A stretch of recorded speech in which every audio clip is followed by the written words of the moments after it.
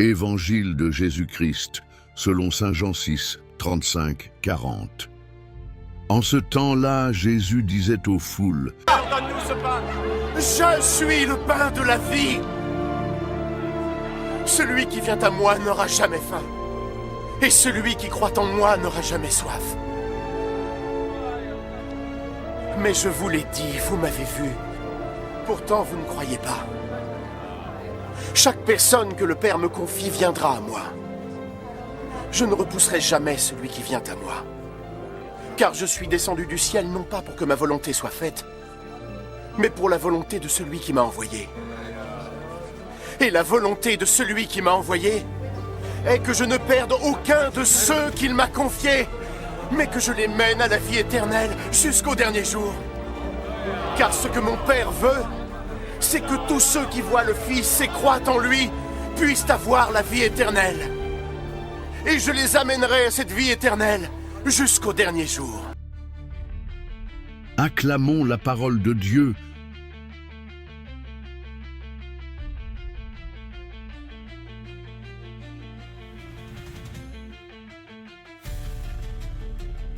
Je suis le pain de vie.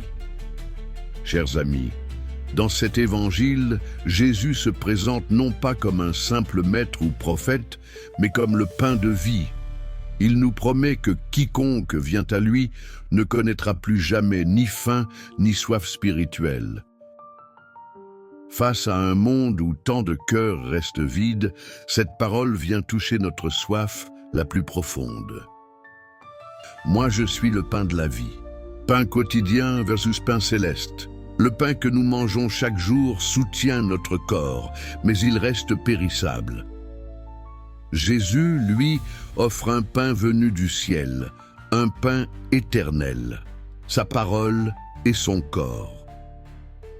Invitation à la conversion. Ce n'est pas une simple métaphore. Pour recevoir ce pain, il faut venir à lui et croire en lui. C'est un appel personnel qui exige qu'on laisse tomber nos fausses sécurités, argent, réussite, plaisir, pour se tourner vers le Christ vivant. Je ne vais pas le jeter dehors. Assurance et tendresse du Père. Jésus reprend l'œuvre du Père. Personne n'est oublié ni abandonné. Celui qui vient à lui est accueilli, malgré nos faiblesses et nos doutes. Car je suis descendu du ciel pour faire non pas ma volonté, mais la volonté de celui qui m'a envoyé. Solidarité de Jésus avec nos fragilités. Il descend du ciel, non pour condamner, mais pour unir nos fractures intérieures et nous ouvrir à la vie de Dieu. Que je ne perde aucun de ceux qu'il m'a donnés. Sécurité du croyant. Dieu ne veut perdre personne, il nous aime chacun jusqu'au bout.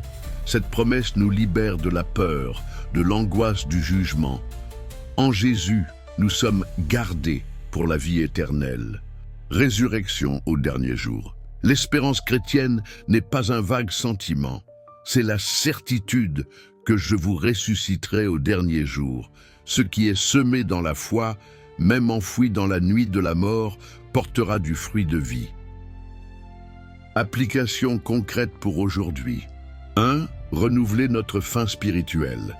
Prenez un temps chaque jour pour vous asseoir en silence devant la parole. Laissez-la vous nourrir. Faites de l'Eucharistie non un devoir, mais une fête où vous venez recevoir le pain de vie.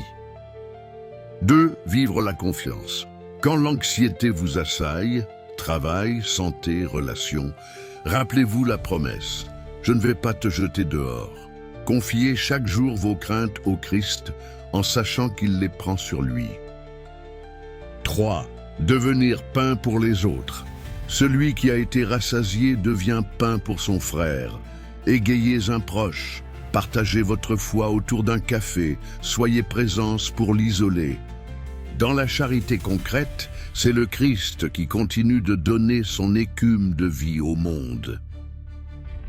Conclusion et prière. Seigneur Jésus, pain de vie, apprends-nous à venir à toi chaque jour, à te reconnaître comme notre unique force, que ta parole rassasie nos cœurs affamés et qu'elle nous fasse vivre en paix, sûrs de ta promesse, jamais plus faim, jamais plus soif. Amen.